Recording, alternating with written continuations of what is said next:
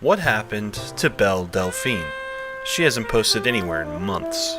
There aren't a lot of traces of her left. A deleted Facebook page, a banned Instagram that used to have millions of followers, and a plethora of accounts dormant for 6 months or more. On the information highway, 6 months is a lifetime. Many people have already forgotten about her like another broken down car on the side of the road. But not me. I bought her bathwater, ran tests on it. Then I planted a bonsai tree with it. Seriously. Sometimes I look at that tree and wonder, did she really quit for good? She seemingly had it all. The wealth, the fame, all the trappings of a world who followed her like moths to a flame. But then as quickly as she lit up, she burnt out and disappeared. Or did she? Belle might have stopped posting on all her social media, but I've uncovered some traces of her on the internet as recent as 4 months after her latest post anywhere. We can piece this information I've found together and make an educated guess about what she's up to now. Other YouTubers have made videos speculating about what happened to Belle, and I've watched them.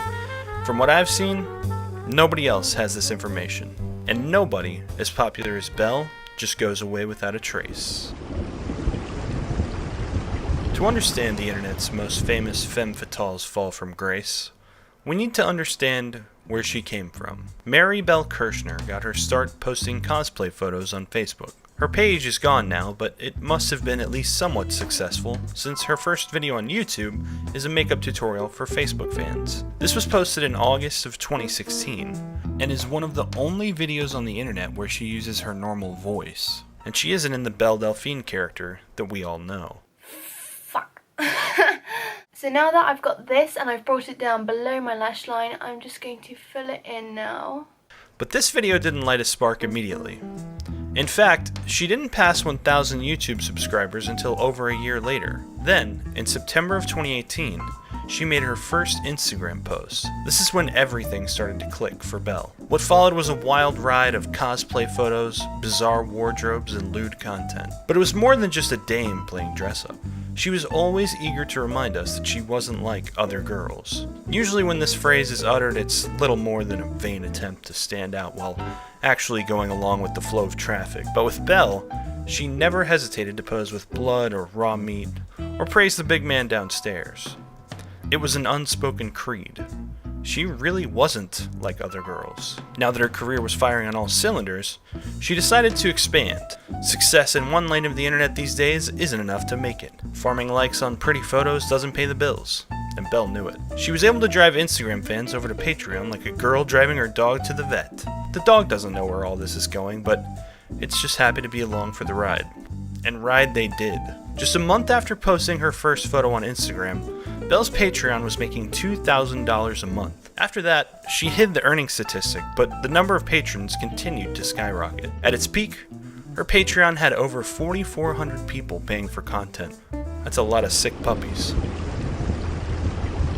Belle's career kept flying down the road at maximum speed, and it turned out that Belle's fanbase was very rabid and extremely thirsty. People kept commenting on her pictures and videos that they would literally drink her bathwater, and that gave Belle an idea.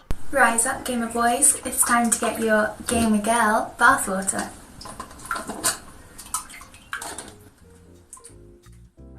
At $30 a pop, she sold out in under 48 hours. Selling her bathwater put the internet into a fever pitch of Belle Delphine frenzy. But it also brought out even more trolls. What most of them didn't know at the time is that Belle had a troll side herself. In June of 2019, Belle posted this photo on Instagram saying if she got 1 million likes, she would make a yellow YouTube account. That's not the actual name of the site, but you guys know what I'm talking about. The post got almost 2 million likes, and Belle delivered. In a way, she posted titles and thumbnails that would make the most clever clickbait con artist covetous. But every video was just a play on words, technically delivering on what the title promised, but in the most safe for work way possible. Ironically, her content on this website is some of the cleanest stuff she ever put out. This girl was teaching a master class on how to troll, and we were all her students. This is where things took a turn for the worse. A lot of people got mad at Belle for her trolling, and felt like they had somehow been cheated out of something. So they decided to take something from her. They mass reported her Instagram, and within a month from riding the high of selling bathwater and yellow YouTube trolling, in July 2019, Belle was banned from Instagram. At the same time, Belle started getting a ton of backlash about her bathwater stunt. People were claiming to have been hospitalized from it, though this was never verified. The most popular accusation about her bathwater was that it gave everyone who touched it herpes. I can personally tell you this one isn't true, although I did wear big rubber gloves when handling it for the meme. On the surface, Belle took it all in stride. She knows you can't feed the trolls or they'll just keep getting bigger and talking more, like a mouse that asks for a cookie. She claimed the ban was just a misunderstanding and that she would soon have her Instagram account back, but her content told a different story. Her last post on Patreon was on July 10th of 2019. She took her merchandise site down too. Some opportunistic scammers quickly put up a website that was an exact clone of Belle's merch site, selling bathwater for $250 and even other things. This fake website was eventually taken down too. This leaves just Twitter and YouTube as the last two sites where she's posted anything publicly in almost a year. She continued to promote her Patreon and Snapchat on Twitter until August 5th, 2019, when she abruptly stopped. Updates from her became increasingly scarce, and she started to quickly fade from the collective memory of the internet, like trying to remember a weird dream after you've woken up. She was silent until October of 2019, when she claimed someone stole her hamster. In retaliation, Belle spray-painted the thief's car, which she was quickly arrested for. A lot of people have questioned how much, if any, of this actually happened. The mugshot is of dubious nature, and it doesn't seem any other Metropolitan Police mugshots have watermarks like hers does. Arrest records aren't public in the UK like they are in the US, so there's not a way for us to verify that this happened. Then in November of 2019, she posted her last scrap of public content anywhere.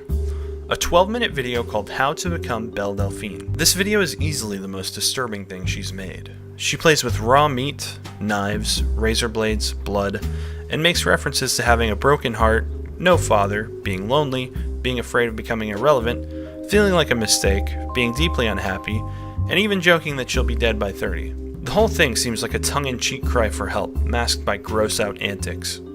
I genuinely can't watch this entire video without feeling sick, but it's clear she's trying to communicate that she's unhappy. Whether she actually is or not, only she can know, but the video's tone is darker than anything she's ever posted when you listen to what she's saying. It seems like she wanted to voice her frustrations or unhappiness, but she knows people on the internet just see her as a commodity, or worse. The curse of being self-aware. She hasn't posted anything anywhere since then. 6 months. But, like a superhero movie with a scene after the credits, this story doesn't end where you think it does. While all the antics were playing out on stage like a frantic Broadway show gone wrong, there were things going on behind the curtain. Belle was on the main stage for all to see, but a production has never been successful without help from someone behind the scenes. Let's rewind the clock to the month Belle was banned from Instagram, July 2019. She went on a trip to Greece that she talked about on Twitter. Maybe she took the Instagram ban as a good opportunity to take a break from being in the spotlight. While she was in Greece, she posted this photo with what looks like an engagement ring on her hand. I did some digging, and a woman claiming to be a disgruntled ex-friend of Belle's was talking. She had a lot to say. I've redacted most of this because it's unsubstantiated rumor. But what's not a rumor is Belle's connection to this guy. He edited out her face from this photo, presumably to keep their relationship secret. But that's the sad thing about being in the spotlight. Sometimes the audience wants you to be alone. His name's Joshua, and I'm not going to show his last name or face because it's pretty obvious he wants to remain off camera. After searching for a definitive link between Joshua and Belle, I hit the jackpot. The disgruntled ex-friend Hannah had posted what she claimed to be a picture of them together, and there are photos of them using the same photography sets to take pictures. At the very least, he had to be her photographer, right? But there was more to be had here. Behind every flashy internet persona, there's a grim reality like greasy, lifeless gears working under the hood of a luxury car. They have to pay taxes, and Belle is no exception. The best way to pay taxes as an online celebrity is to set up a company. This can also help protect you from liability or bankruptcy in the event of a proverbial mechanical failure. In the UK, these company filings are public record, and I found lots of them related to Belle. The records show that in October of 2018, Belle registered a company called Belle Delphine Limited. This is the month after her first Instagram post and making her first $2,000 on Patreon, so the timing makes sense. But the company had a co-owner. Joshua. It stands to reason that Joshua was helping Belle with photography, and maybe giving her advice and support monetizing her content online. If they weren't together romantically, they were at the very least business partners. But then in the end of April 2019, only 7 months after their incorporation was filed, Joshua was completely removed from the company. Belle also changed the name of the company to Innovative Artists. At this point, I could only speculate why this happened. Did they have a falling out and decide to go their separate ways? Or was Belle just trying to cover her tracks, changing names and dissociating with Joshua to keep their relationship secret, if there was a relationship at all? This would line up with what Hannah said and add more fuel to the validity of her claims. Surprisingly, more incorporation documents would shed light under the hood. The same month Belle removed Joshua from their company, they started a new company together called Plain Jane Investments. While their previous company had been classified as an artistic creation business, Plain Jane is classified as a financial services company, specifically one that deals on its owner's account. What this means in plain English is that they can use this company to invest their own money into things like stocks, bonds, and other investments. The company is still active to this day, and Joshua and Belle each own 50%. The two of them have submitted all their required corporate filings for Plain Jane through April of 2020, and Belle has signed off on corporate documents for her company as recently as March. So, what does all of this mean? Has Belle's meme machine finally broken down for good on the side of the road, or is she just taking a pit stop to smell the roses? Only she can tell us the answer to that question. It is a striking difference to go from spending 16 hours a day creating and posting content about yourself on all facets of the internet, to going so quiet that the only traces of you are found in legally mandated corporation filings. But why would she continue to run two companies if she had no plans of ever coming back? One more sign she's still active on social media without actually posting anything? She updated her walking playlists on YouTube 2 days ago. And based on the comments from that infamous video from 6 months ago, I think the internet is ready for Belle to come back however and whenever she feels like it. I'll leave you with a snippet from an interview she gave in July of last year. I think this sums it up pretty well. Thanks for watching, and stay weird, internet.